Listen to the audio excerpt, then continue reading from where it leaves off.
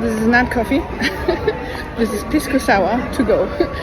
So I got in trouble when I said I had my first pisco sour in Chile, and the Peruvians are like, no, that's not right. So this is the right pisco. You have to have it in Peru.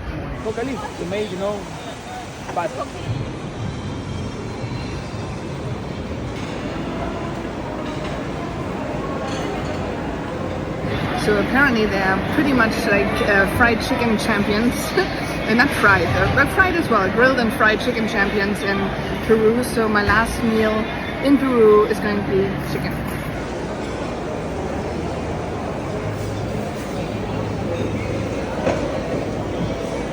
Wow, okay, that was some really good fried chicken.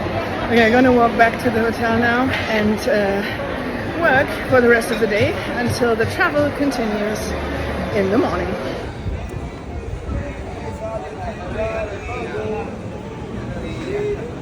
Okay, I might have mentioned it before, I'm doing a lot of my travel bookings with Expedia, and because of that I'm a gold member at Expedia, and because of that I sometimes get stuff like this.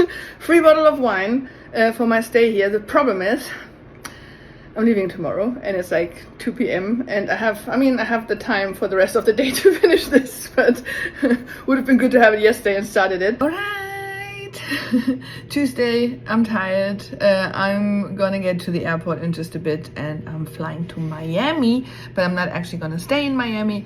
Well, one night I'm gonna stay there, and then I'm gonna travel on to Toronto. That's the plan. So that's it with South America. Almost 2 months in South America and it's over. Now I can't say hola anymore when I go somewhere. So let's see how long it will take me not to say hola, but actually have to speak English again too. Although in Toronto it will be fine, but in Montreal, in Ottawa, I think people speak French, right? So I have to say salut. Do they say salut in Canada? I don't know. Anyway, I'm gonna get going in just a bit. Bye. See you later.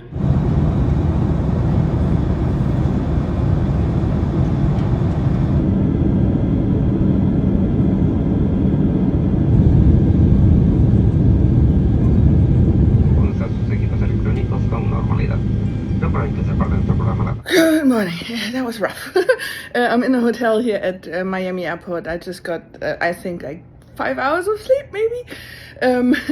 The immigration, because the thing is, like, I arrived in Miami. I don't want to stay here, right? Because I'm going to go to Toronto today. Immigration still had to be done because I had to leave the hotel and then come back tomorrow morning, or this morning.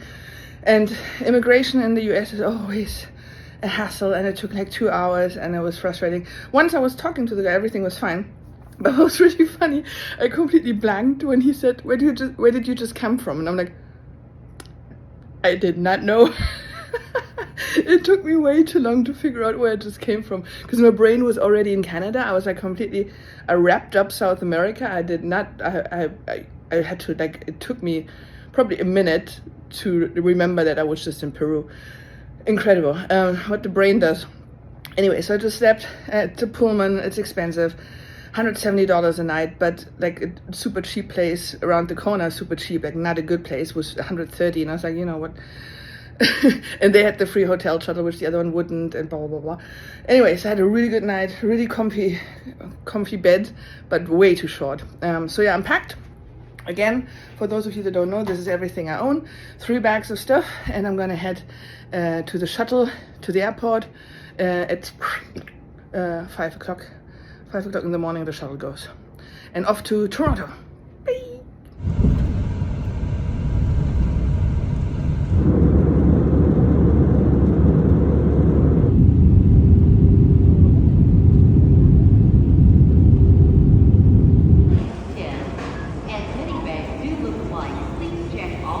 Okay, I made it to Canada and it's cold.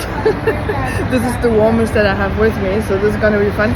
Well, at least that's what body fat is for. Immigration in the US took like 2 hours, and here it took 5 minutes. Absolutely amazing. So now I have to wait for hotel shuttle to get me to my accommodation, and then I can rest for a little bit before work at the event starts tomorrow. Okay, business Barbie is ready to go for work.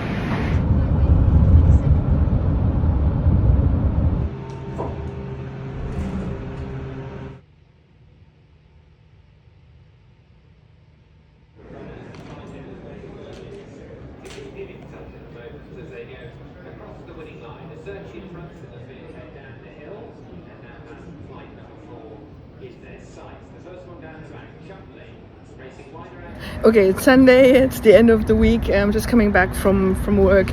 I'm going back to the hotel and just continuing work just from my room. So that's it for this week. If you like this kind of content of the life of a nomad in the poker world, please make sure to follow, because there's more weeks coming up, more poker, more travel, more everything. Bye.